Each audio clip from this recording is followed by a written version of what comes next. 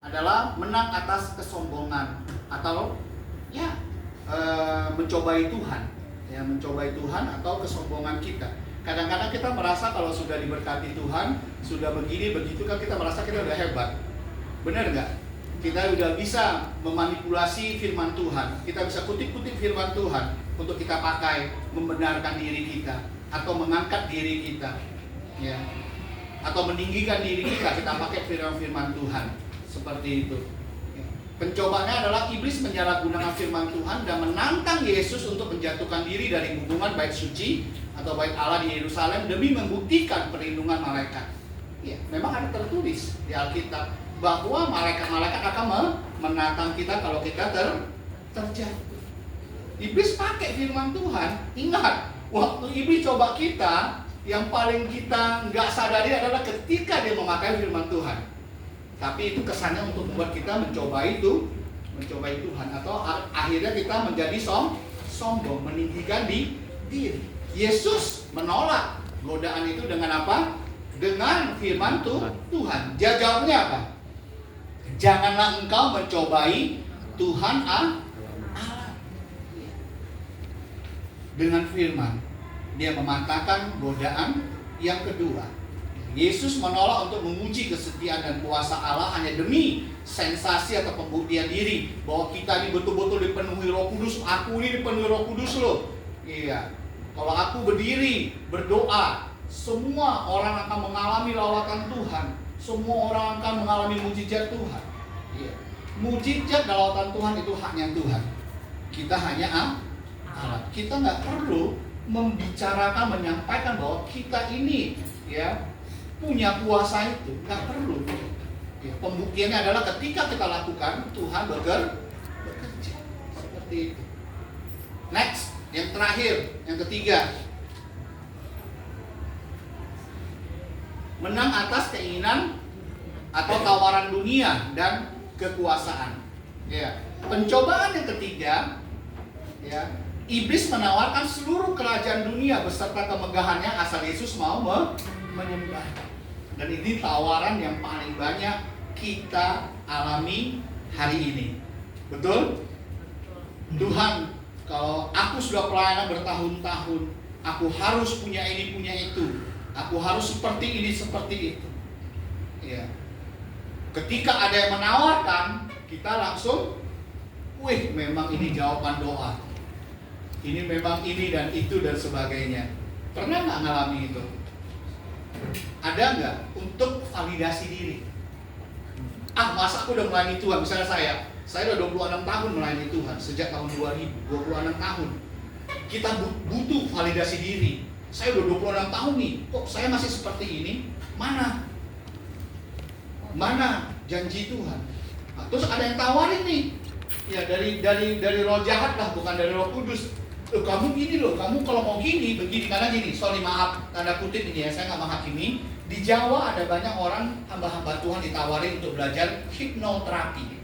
Tahu hipnoterapi? Mungkin Pak Dade juga sering dengar.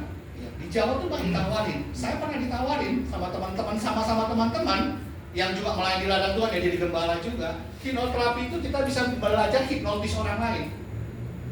Pernah lihat di televisi nggak dulu? Ada namanya Rafael, bisa hipnotis orang jadi kayak ayam, bukan bentuknya kayak ayam tapi perilakunya kayak ayam.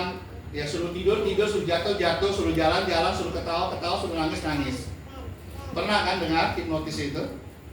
Ada banyak. Seperti tawarin, supaya apa? Itu kan hanya sebuah show off, pertunjukan untuk menarik orang lain terkesima dengan kuasa yang kita miliki, yang supernatural. Walaupun memang nggak salah, ada juga yang benar-benar dari Roh Kudus, tapi ada juga yang mempelajarinya. Saya tidak menghakimi, tapi itu pernah saya mendapat tawarannya. Saya bilang nggak usah lah, saya seperti itu nggak penting. Yang penting bisa melayani Tuhan, itu cukup bagi saya. Kalau Tuhan izinkan seperti saat ini, bersyukur untuk apa yang Tuhan berikan. Tawaran-tawaran untuk kita meninggikan diri itu selalu ada di dalam dunia pelayanan, dunia kerja maupun dunia studi. Iblis menawarkan seluruh kerajaan dunia akan diberikan kepada Yesus kalau dia mau menyembahnya. Terus apa yang Tuhan lakukan? Yesus menunjukkan kesetiaan mutlak hanya kepada Allah Bapa dan menolak jalan pintas untuk menuju kekuasaan yang mengabaikan kedaulatan Tuhan. Dan dengan tegas klimaksnya ini Tuhan ngomong, "Enyahlah iblis, sebab ada tertulis engkau harus menyembah Tuhan Allahmu dan hanya kepada Dia sajalah engkau berbakti." Ketika pada klimaksnya untuk kita menghadapi tipu daya iblis, kita juga harus tegas. Amin. Next. Klimaksnya ada pada pencobaan ketiga. Ketika iblis menuntut penyembahan, Yesus menjawab ya dengan tegas di ayat 10 Matius pasal 4 tadi menjadi kunci seluruh perikop. Engkau harus menyembah Tuhan Allahmu dan hanya kepada Dia sajalah engkau berbakti. Saya mau mengutip di sini apa? Ada dua kata dari bahasa Yunani, proskuneo dan ueo.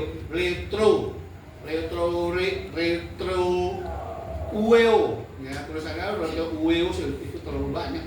Sebenarnya langsung o aja, berbakti. Karena liturgi kalau kita sering dengar di gereja, liturgi itu dari letro, artinya berbakti, menyembah, ya, atau berkhidmat seperti itu. Ya, makanya ada kata liturgi itu dari letroleo, ya, proskuneo itu menyembah, kita sudah sering pelajari. Jadi kedua kata ini menegaskan penyerahan total dan kesetiaan eksklusif kepada Tuhan, hanya kepada Tuhan. Dengan demikian kemenangan Yesus bukan sekedar keberhasilan menolak dosa, melainkan menyatakan bahwa hanya Allah yang berhak menjadi pusat gravitasi seluruh hidup dan tujuan tertinggi penyembahan. Kadang-kadang kita sering ingin mengalahkan dosa dengan kekuatan kita. Ada kemauan, ada. Tapi kita lupa esensi daripada kita menghadapi cobaan itu. Yaitu apa? Kita harus taat dan tunduk kepada Allah. Itu yang utama dulu. Kita punya submission dengan Tuhan, ada ketundukan dengan Tuhan, ada ketaatan. Iya. Kadang-kadang kita lupa dengan itu.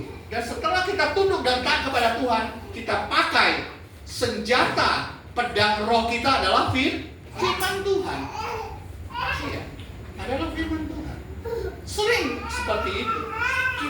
Kita tahu ingin mau mengalahkan dosa, tapi selalu kita lupa esensi untuk kita bisa mengalahkan dosa adalah ketaatan kepada Tuhan. Kemauan kita untuk mengalahkan dosa, menghentikan perbuatan dosa ada. Tapi selalu kita gagal karena apa? Karena kita hanya menggunakan kekuatan daging kita. Iya. Maka sering saya bilang, nggak bisa kita mengalahkan keinginan daging kita dengan kekuatan daging kita. Kita akan kalah. Tapi kita ketika mau tunduk, taat sepenuhnya kepada Tuhan dan memakai firman Tuhan, itulah senjata kita. Itulah pedang roh kita yang bisa kita menghadapi segala tipu daya iblis itu. Jadi kita lihat di sini ya bagaimana Yesus menghadapi pencobaan langsung dari iblis. Itu adalah bentuk ketaatan dia kepada Allah Bapa dan sumber kekuatan pedang roh yaitu firman Tuhan itu. Hari ini mari kita belajar dari teladan Kristus. Sekalipun tadi saya sudah bilang dari awal bahwa pencobaan itu adalah bagian hidup kita. Jangan pernah berpikir pencobaan itu sudah selesai. Enggak. Pertobatan itu bukan satu kali langsung selesai. Ya. Pertobatan itu enggak ada hari ini saya bertobat, balik telapak tangan selesai. Besok enggak perlu lagi, enggak. Pertobatan itu terus menerus setiap hari. Paulus ngomong setiap hari kita diperbaharui, ya, ongoing repentance, ya, pertobatan yang terus menerus, bukan hanya satu kali selesai. Pertobatan itu sudah dilakukan di masa lalu, tapi terus berlangsung, terus ongoing, terus menerus kita lakukan di dalam setiap kehidupan kita. Hari ini Yuk, mari masalah apapun, pencobaan apapun yang kita sedang hadapi saat ini, mari belajar dari teladan Kristus. Langkah pertama adalah apa? Tunduk dan taat kepada Tuhan dan memakai senjata Allah, yaitu apa? Firman Tuhan. Pedang Roh itu adalah firman Tuhan. Lakukan. Dan kalau itu kita lakukan, kita nggak perlu takut. Pencobaan yang kita hadapi adalah pencobaan apa, Pak Hakim? Yang biasa. Biasa. Coba Pak berdiri, Pak. Tolong Pak Hakim bacakan tanpa melihat handphone. Kan Bapak udah hafal. Ya pakai handphone lah, Pak. Pencobaan itu ada tanggal. Ayo, baca 1 Korintus 10 ayat 13. Yang lain bisa perhatikan ketika Pak Hakim membaca. 1 Korintus 10 ayat 13, Pak. Apa, Pak? 1 Korintus, bentar ya. 10 ayat 13. Ada Pak di handphonenya? Kalau nggak ada pinjam sama Bukan udah nemu itu deh. Iya, baik. Silakan. 1 Korintus 13. 10 ayat 13. 10 ayat 13. Hmm. Demikian firman Tuhan. Pencobaan-pencobaan yang kamu alami ialah pencobaan-pencobaan biasa yang tidak melebihi kekuatan manusia. Sebab Allah setia, dan karena itu Ia tidak akan membiarkan kamu dicobai melampaui kekuatanmu. Pada waktu kamu dicobai, Ia akan memberikan kepadamu jalan keluar, sehingga kamu dapat menanggungnya. Amin. Ya.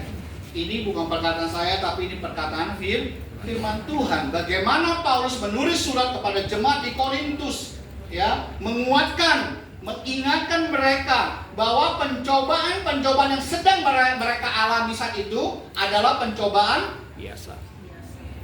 hari ini juga. Apapun yang Anda sedang alami, pencobaan apapun yang sedang Anda alami, Tuhan ngomong apa? Pencobaan itu adalah pencobaan Biasa. Apa arti kata biasa? Sudah sering. Biasanya dia jam 6 pagi pergi ke sana. Biasanya dia seperti ini, seperti itu. Itu menentukan keterangan. Tapi kalau biasa kata sifat, biasa kata benda itu apa? Sering kita alami. Sering? Kita alami. Bukan tadi? Tadi bukan belum ngomong. Biasa ya, biasa. Tidak melampaui kekuatan kita. Tidak melampaui kekuatan dia. Pencobaan kita alami dikatakan apa? Pencobaan Biasa. biasa. Secara etimologi, arti kata biasa itu adalah apa? Wajar. Normal. Bukan sesuatu yang luar biasa. Bukan sesuatu yang di luar kemampuan kita. Bukan sesuatu yang sangat menakutkan kita. Tapi biasa. Biasa artinya wajar. Sesuatu yang normal. Sesuatu yang wajar. Kalau memang itu wajar dan normal, kenapa kita harus takut? Benar nggak? Kalau itu biasa, kenapa kita harus takut? Kenapa kita harus khawatir? Kenapa kita harus sampai berpikir yang tidak berlebihan? Kemudian dikatakan, pencobaan-pencobaan kamu adalah pencobaan biasa yang tidak melebihi kekuatan manusia, sebab Allah setia, dan karena itu Dia tidak akan membiarkan kamu dicobai melampaui Kekuatan kita. tidak akan melampaui kekuatan kita. Artinya, kalau Tuhan izinkan pencobaan itu ada limitnya, bukan unlimited, tapi ada batasnya, ada limitnya. Tidak akan melampaui kekuatan kita. Amin. Tuhan tahu kemampuan kita, batas kekuatan kita sampai di mana. Tidak akan melampaui. Kadang-kadang kitanya yang berlebihan khawatir, kita yang berlebihan ketakutan, memikirkan apa yang belum tentu terjadi, tapi kita sudah membayangkan hal-hal yang buruk, sehingga kita dari stres menjadi depresi. Setelah depresi kita menjadi ODGJ. Setelah kita ODGJ dilayani sama Pak Samuel. Ya, Pak Sam jadi. Nah, saya dari abang tua, Kak. Jangan bilang Pak Sam jadi ODGJ. Iya, karena Pak Sam spesialisasinya sekarang banyak melayani orang-orang dalam gejala gangguan jiwa. Iya. Ada di sini saudara ini Pak Sam, angkat tangan.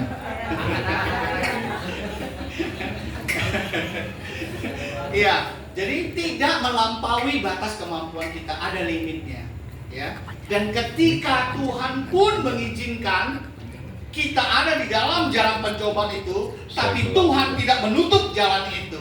Dikatakan Tuhan pasti kasih jalan keluar. Ada solusi yang Tuhan sudah sediakan.